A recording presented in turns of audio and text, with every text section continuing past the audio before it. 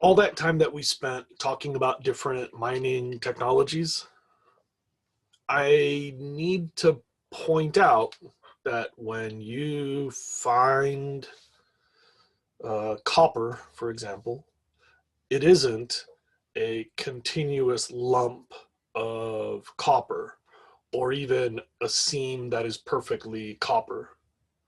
Remember when I told you about groundwater, that it's just water in between sand and rocks? Remember when I told you about petroleum? That is basically like a bucket full of gravel that has peanut butter squeezed in between it. Likewise, when you find, for example, copper, it's pretty exciting. It's worth a lot, but it's in rocks, as you can see on my screen here. Those rocks that have some resource in them are called ore. And actually, a great way to think about this is chocolate chip cookies with the chocolate chips in there. Sometimes you'll get one cookie in the bag that you cannot see chocolate chips outside, but it's safe to assume there's chocolate chips inside that cookie because all the other cookies around it were chocolate chip cookies, right? Sometimes you'll have a cookie with some easy to get chocolate chips right on the outside, but if you mess around with that cookie, there's chocolate chips somewhere inside there. We would say that a chocolate chip cookie is chocolate ore, meaning it's a bunch of useless stuff that holds useful stuff. And likewise, mining gives you ore. It doesn't give you the resource, it gives you the ore. Like you see on my screen, that is ore of copper. And by the way, copper ore is beautiful. I have some in my classroom that I usually show during this lecture. You can see on the screen, how do we get copper out of rocks? I have three things that you'll need to note. First of all is hopefully referencing an earlier warm-up. Smelting is melting. The process is called smelting, and what you do is heat up the rocks until the copper, which has a lower melting point, turns to liquid and pours out of the rock. Same with a cookie, right? If it was out in the sun or whatever, the chocolate would get runny. If you got really careful about this, you could chop up the cookie, you could heat it up over really hot air, and presumably the crumbs would stay together, but the chocolate would ooze out of that cookie. The crumbs in that example would be called tailings. It's the stuff left over after you process. And then the things that melt and pour out, that's your resource. So copper or chocolate. When I talk about cookies, you probably, I don't know about you, I personally start salivating. I'm like, cookies. And I get excited because like I could do this, right? Like I like chocolate, I like cookies. But when you imagine like industrial volumes, giant, humongo piles, like big piles, like mountains, like roads on the pile of ore, you know, it's going to get a little bit messy. For one thing, the cheapest source of heat in most of these situations is coal. Usually these are open coal furnaces that do the smelting. In the US, we now regulate the smoke, but most older smelters and most places on the planet and most types of smelting are the primary source of sulfur emissions. They are the largest type of coal use that gives out sulfur oxides. And you should know, SOx plus water makes acid rain. It's very acidic. The worst acid rain ever recorded came from, was right next to a smelter, an area that had a lot of smelting. You should know that SOx contribute to the formation of sulfurous smog, the kind that has acids in it, same reason. And so smelting is pretty straightforward, but you should have a clear association in your notes between smelting, the coal, and the SOx, which leads to smog and acid rain. Don't forget that if you're burning all that coal, you're also adding a bunch of CO2. This is a big driver of climate change globally because we use so many fossil fuels to mine, to extract our metals from rocks. Another way to separate them will also reference a previous unit. You should remember that acid rain, when acid rain falls on the ground, it frees up heavy metals from rock. I told you this before. Wherever you have naturally occurring heavy metals, you'll have more erosion of those heavy metals because acid rain breaks those bonds and those metals enter the waterway. We talked about this when we talked about acid rain. Important detail that you need to know is that acid separates metal from rocks.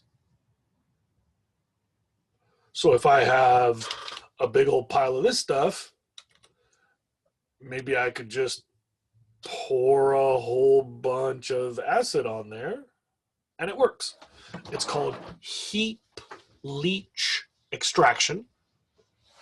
You make a heap and then you use acids to leach the metals out. You have to grind it up pretty small. You get really small powdered metal out of that rock, but it works. It works really well. There's a lot of technical details like fans and gravity tricks and all kinds of neat stuff, but the concept is acid, cyanide, or other industrial acids are used to separate the metal out of the rock. I can do a demo in my classroom of this. I've got a little bottle of sulfuric acid, and you just pour it over the copper ore, and you hold a coffee filter underneath. And then in that coffee filter, you'll get all the copper. By the way, it changes color. So when you wash it with acids, it stops being blue-green, and it becomes like a shiny new penny. It's neat. It's a really neat demo. You can do this in a lab, and I catch all the acid in a little petri dish, and then I put it through a little funnel, and it goes right back into my sulfuric acid bottle, and I lose a little bit in the coffee filter, and I wrap that up, and I put it inside of a burrito foil or like a random bag that's in my trash, and it's no big deal, and I can clean all that up, and it isn't a problem, because in a computer science lab setting, in a high school science lab setting, that's a simple process to keep clean and organized. That's not true in an industrial setting. The volumes of acids we're talking about, the amount which is left when you put it back in the ground, leaks, plumbing problems, spills, controlling runoff is very difficult. Remember, we're doing this on piles that are bigger than the shopping mall. It's really difficult to do this cleanly, so it becomes prohibitively expensive to do it carefully. And if it's going to be cheap enough to be profitable, then it probably has to be kind of messy. So there's a lot of threats to water. Groundwater when you put the rocks back in the ground, surface water when you have spills, runoff, accidents. Your main threat here is the acids impacting surface and groundwater. The third thing is called mercury amalgamation, and I need you to write, circle, underline this in your notes. This is pretty much globally illegal. Like, mercury amalgamation is not something you're supposed to do. That was a spider, by the way. Let me see if I can get it for you. Oh, man. Okay, well, a spider just dropped. I hope you can rewind the video and see that. It was very common back in the day. It's a simple technology, but throughout the world, we know that it puts mercury into the environment. So pretty much everywhere you're not supposed to. It was so common that you all know Red Rock, like on the Santa Ynez River, Paradise Road. Red Rock, like the big tall rock, people jump off, hit the rocks, get paralyzed all the time, bit by rattlesnakes. Red Rock. If you walk past Red Rock and stay on that trail, you'll start to walk up the Santa Ynez River toward the Gibraltar Reservoir, the hot springs, and eventually you can get all the way to East Camino Cielo Road on that river.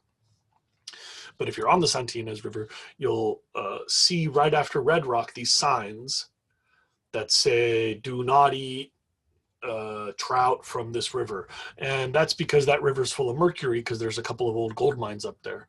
All over the Central Valley of California, you'll see these areas where you're not supposed to eat trout, and that's because there's mercury pollution left in those rivers.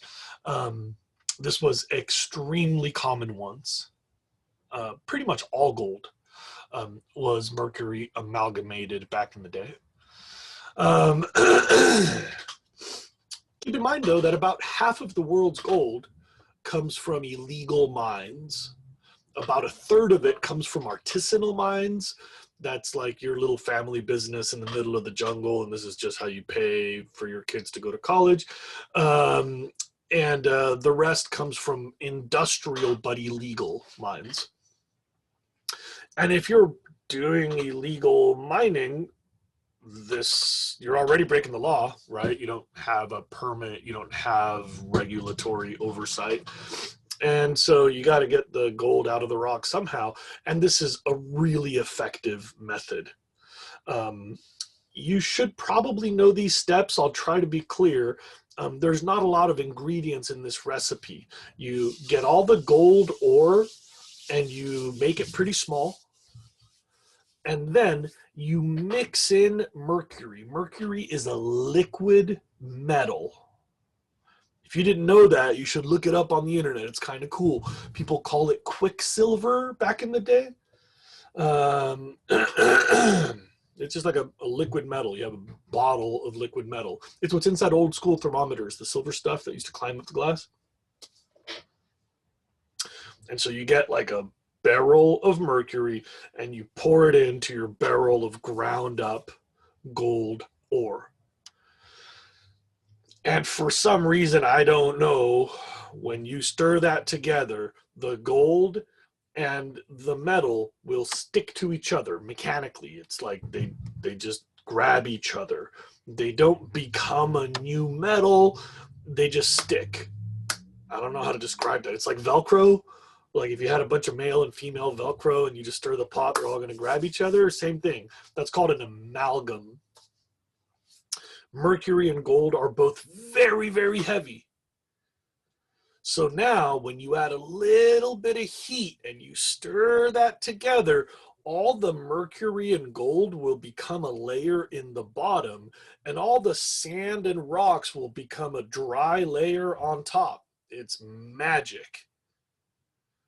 And all you got to do is tip the barrel sideways and then just scrape off all the sand and gravel, and you're left with just mercury and gold.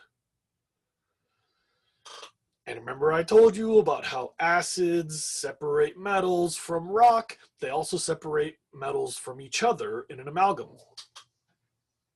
So now that you have a barrel of mercury plus gold, you add acids and they will just make two separate layers again, and you pour off the mercury and you're left with a chunk of clean gold at the bottom of the barrel. Notice I said pour off the mercury. I got to go to the Amazon once, and I used to be a fish nerd. I mean, I'm still a fishing nerd, but I used to be an aquarium nerd. I don't know if we've talked about this. I was a professional aquarist for a long time. And for me to go to the Amazon was super exciting because I'm an ecologist. I like nature. I like birds. I'm from South America. There's a lot of things that I really valued. But one of the things that got me really excited was I had an opportunity to see and eat really cool fish we don't get to see or eat here. Like there's a couple of different species of giant catfish, and there's osteoglossiformes. It's these weird fish that have a bone in their tongue called arapaima and arowana.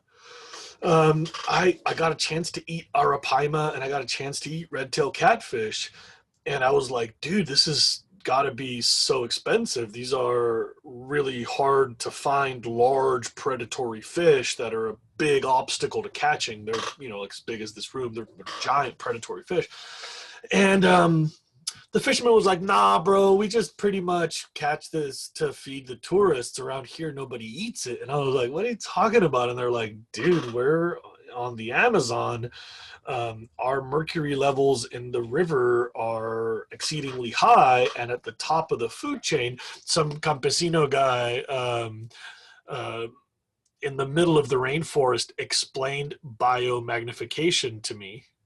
He's like, dude, in the middle of the rainforest, all of that mercury enters the food web, and the algae have mercury in it, and the little bugs eat the algae, and then the little fish eat them, and the big fish eat that.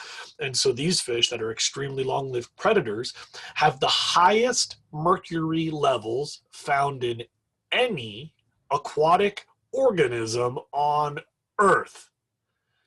And I had just finished my second serving of arapaima, and he's like, "Nah, bro, you're good. That's just like eating a couple of servings of tuna in one sitting. You shouldn't do that a lot. You'll be all right."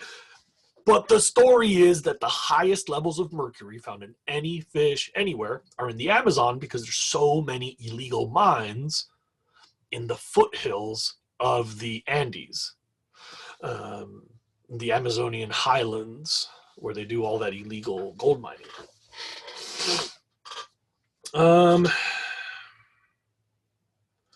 All right. Don't forget the ecological thing about bioaccumulation and biomagnification. And you'll notice that every single one, 2, and 3, these all connect to previous knowledge. That's why there's this order to the units. That's why it's so important to me that you do the homework in advance. That's why I ask you to keep all of your papers all year.